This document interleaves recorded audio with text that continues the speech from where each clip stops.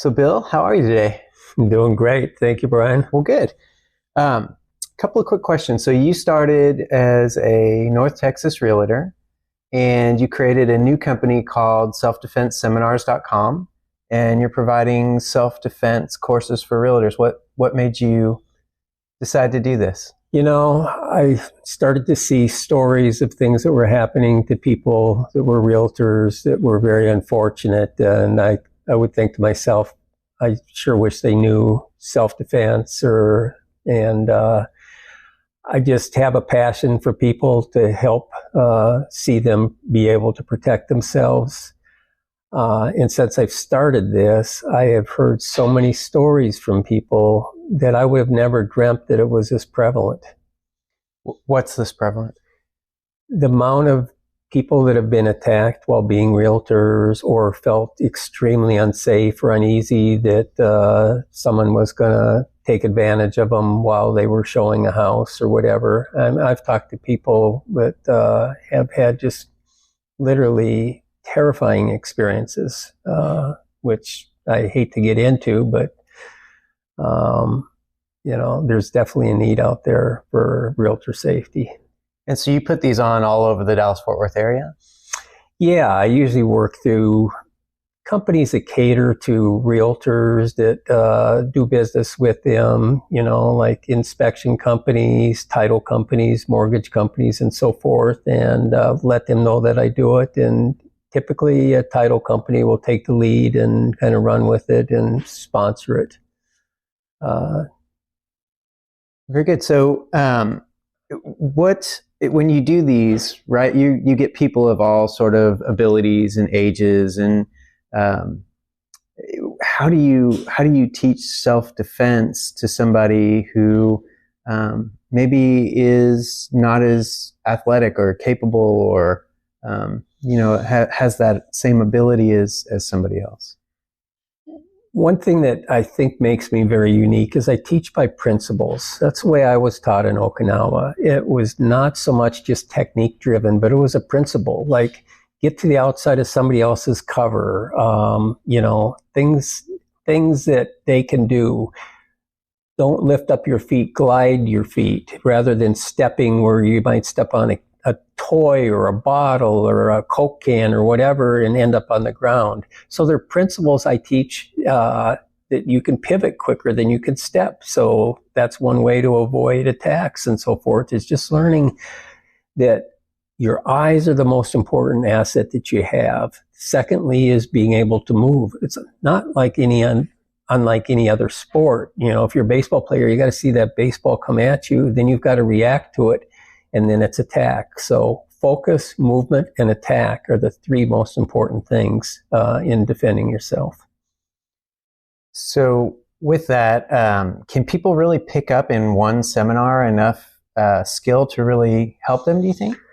No, my goal is really not to give them the skill. It's to teach them the things that they need to do and principles that they can train themselves. Now, if they walk out the door with nothing else but knowing that the eyes are probably the most vulnerable spot in the body and the place that they need to attack in a like-death situation, then I feel like I've accomplished something. But if I give them the principles and show them how they can apply them, then anybody can train them. Whereas if you just show them a technique, they're going to need a partner and they're going to have to train it over and over and over again. So you see your seminars as sort of the beginning of a journey towards self-defense? Exactly. Whether they're going to continue and do any type of martial art or anything, I don't know, but there's basic principles that they need to know regardless of they train for a week, a month, or whatever. It's like anything else. The more you train, the better you are. But you don't actually have to be physically training all the time. Visualization is something that professional athletes use all the time. If I see a punch coming at me and I practice moving, I still get the reflex training that I need. So if I see it coming and I pivot and it goes by me, then I'm still getting the reflex training, and that's what's important. It's got to become a part of you. And that happens by seeing the scenarios over in your head. So you talked a lot about what to do if you're in a situation that may require some conflict or some physicality, right? Yeah. But how important is it to try and avoid those situations in the first place? Most of the time you can avoid 90% of the situations by just doing some basic things, and even how you hold yourself in demeanor. Remember, perpetrators are looking for a soft target. They're not looking for somebody that's going to fight back. So just by making eye contact with them and letting them know, staring at them, letting them know you mean business, it's going to make all the difference in the world of whether or not they're going to try and attack you. So it's how you hold yourself is very important. Now, you also offer digital tips or tips of the week.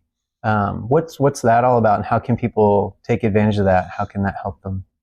Well, what I want to do is, again, instill a lot of these principles, but maybe show the principle and then the technique that they can use that principle doing, and just keeping it fresh in their mind that realtor safety is important, that they don't take it for granted.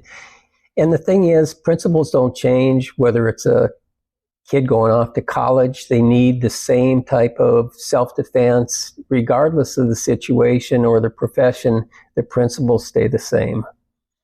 Okay, Bill. And so one last thing. If you were to give one piece of advice to a realtor out there who's maybe out showing homes and feels a little uncomfortable, what would that be?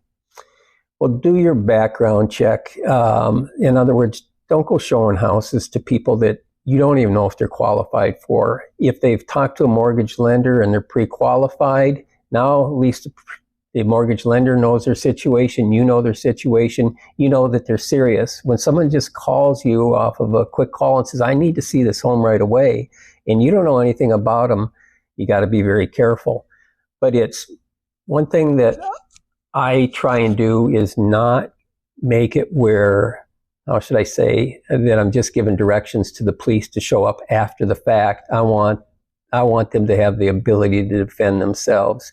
So if there's a lot of misconceptions out there, they say, well, have the buddy system, have someone call you every half an hour if you're showing or at an open house. It's going to be too late. So they call, and 15 minutes after they call, somebody attacks them. That gives them 15 minutes before somebody even calls again.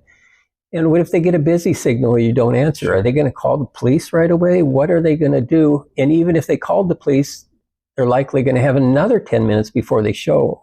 So my goal is not to lead the police to a victim. It is to keep it from happening in the first place. Very good. It's incredibly good philosophy. So how can people get a hold of you? Well, they can email me at bill@selfdefenseseminars.com. They can text me at 817-999-4901. Either one of those are probably the best two methods. Very good. Well, thanks, Bill. All right. Thank you.